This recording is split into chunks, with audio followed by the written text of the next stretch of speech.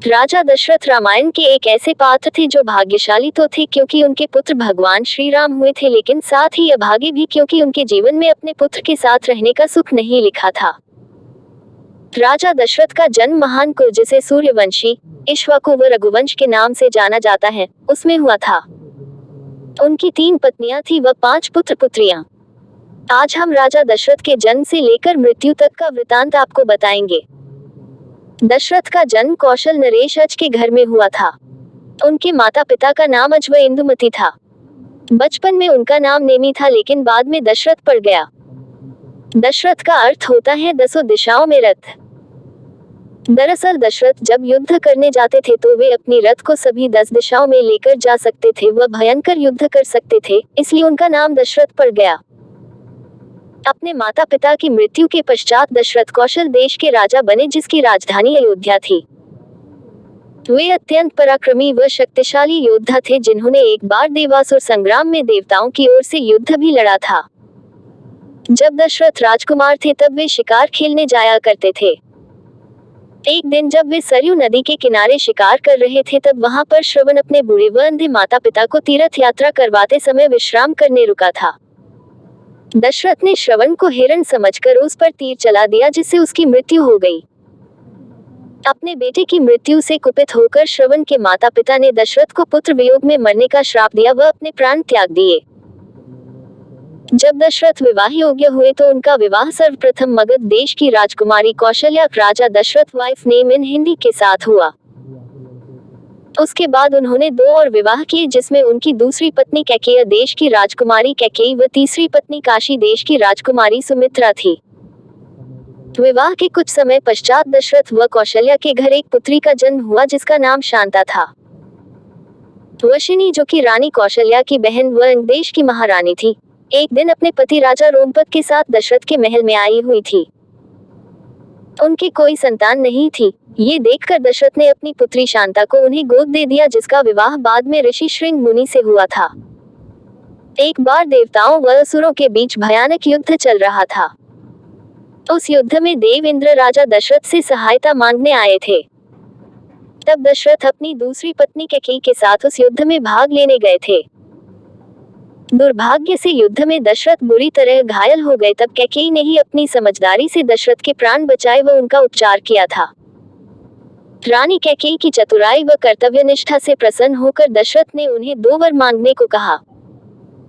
रानी कैकेयी ने उस समय तो कुछ नहीं मांगा, लेकिन दशरथ से यह कह दिया कि समय आने पर वह उनसे ये 2 वर मांग लेंगी। राजा दशरथ ने कैकेयी को वे 2 वचन कभी भी उनसे मांगने को कह दिया। कई वर्षों तक दशरथ को कोई पुत्र प्राप्त नहीं हुआ। इससे वे बहुत चिंतित थे क्योंकि अयोध्या की प्रजा अपने अगले राजा के जन्म लेने की प्रतीक्षा में थी। तब अपने राजगुरु वशिष्ठ के परामर्श पर दशरथ ने अपने दामाद ऋषि श्रृंग मुनि से संपर्क कर पुत्र कामेष्टि यज्ञ आयोजित करवाया।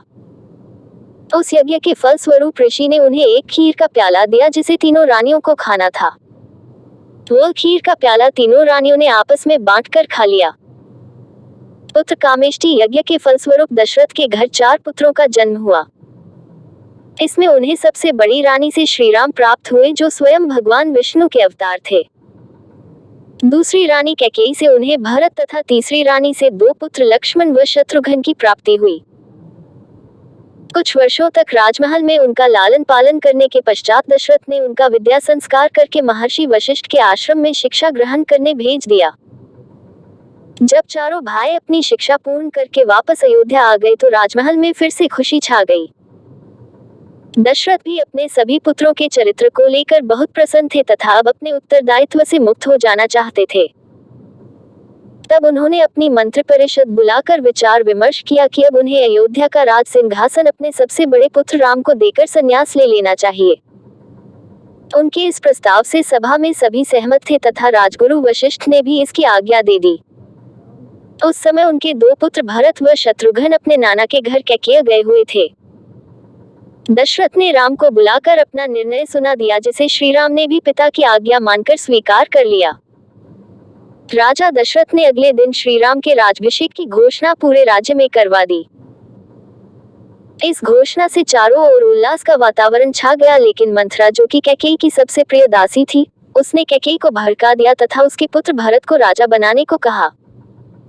तब मंथरा की योजना के अनुसार कैकेयी उस रात को कोप भवन में चली गई। कोप भवन वह होता है जहां रानी अपने सभी आभूषण, राजसी वस्त्र इत्यादि त्याग कर राजा से नाराज होकर चली जाती है। फिर उस रात राजा को रानी को मनाने कोप भवन में अवश्य जाना होता है। जब राजा दशरथ को ये बात पता चली तो वे आनंद फानन में कोप भवन गए।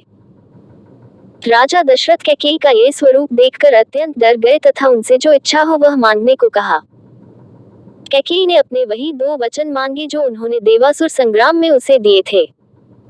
राजा दशरथ इसके लिए तैयार हो गए तथा उससे कुछ भी मांगने को कहा। तब कैकेयी ने अपने 2 वचनों में भरत का राज्याभिषेक व श्री राम को 14 वर्ष का वनवास मांग लिया। ये 2 वचन सुनकर दशरथ अंदर तक हिल गए थे तथा प्रलाप करने लगे थे। पूरी रात दशरथ कैकेयी के कक्ष में बैठे रोते रहे व उससे अपने यह वचन वापस लेने की याचना करते रहे, किंतु कैकेयी टस से मस नहीं हुई। प्रातःकाल जब ये समाचार श्री राम को मिला तो उन्होंने अपने पिता के वचन को निभाने के लिए वनवास जाने का निर्णय लिया। उनके साथ उनकी पत्नी सीता व भाई लक्ष्मण ने भी वनवास जाने का निर्णय ले लिया। दशरथ चाहते हुए भी उन्हें नहीं रोक पाए और अपने पुत्र के आदर्शों के आगे उन्हें झुकना पड़ा। अंत में श्री राम, माता सीता व लक्ष्मण दशरथ की आंखों के सामने वनवास चले गए। श्री राम के वनवास प्रस्थान के पश्चात दशरथ बुरी तरह प्रलाप करने लगे थे। तब जैसे ही उन्होंने कैकेयी को देखा तो उनका क्रोध फूट पड़ा। उन्होंने उसी समय कैकेयी का त्याग कर दिया व अपनी पत्नी मानने से मना कर दिया। अब राजा दशरथ न तो मंत्री परिषद में जाते व न ही राजकाल संभालते। उन्होंने बिस्तर पकड़ लिया था तथा हमेशा श्री राम का नाम ही जपते रहते व रोते रहते थे। कई बार निद्रा में उनकी आंख खुल जाती और वे राम राम चिल्लाने लगते थे। उनकी ये दशा देखकर राजमहल में सभी दुखी थे। अंत में एक दिन राजा दशरथ ने श्री राम के वियोग में ही अपने प्राण त्याग दिए। अपनी मृत्यु से पहले उन्हें श्रवण के माता पिता का दिया हुआ श्राप याद आया जो उन्होंने उसे दिया था। आखिरकार दशरथ ने पुत्र वियोग में ही अपने प्राण त्याग दिए।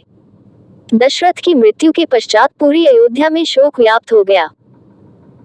दशरथ के 4 पुत्र थे, लेकिन वे इतने अभागे थे कि उनकी मृत्यु के समय उनका एक भी पुत्र उनके पास नहीं था। उनके 2 पुत्र 14 वर्ष के वनवास पर थे तो 2 पुत्र कैकेयी देश गए हुए थे। ऐसे समय में अयोध्या का शासन राजगुरु महर्षि वशिष्ठ के हाथों में आ गया था। महर्षि वशिष्ठ ने दशरथ के शरीर को औषधि युक्त तैलीय पदार्थ में सुरक्षित रखने का आदेश दिया। इसके साथ ही उन्होंने कुछ सैनिकों को तुरंत कैकेयी देश जाकर भरत व शत्रुघ्न को तीव्र गति से अयोध्या लौटने का आदेश दिया। महर्षि वशिष्ठ का आदेश पाकर भरत व शत्रुघ्न तुरंत अयोध्या के लिए निकल पड़े। वापस आकर उन्हें संपूर्ण घटना का ज्ञान हुआ। इसके पश्चात भरत ने अयोध्या का राज सिंहासन ठुकरा दिया व अपनी मां कैकेयी का हमेशा के लिए त्याग कर दिया।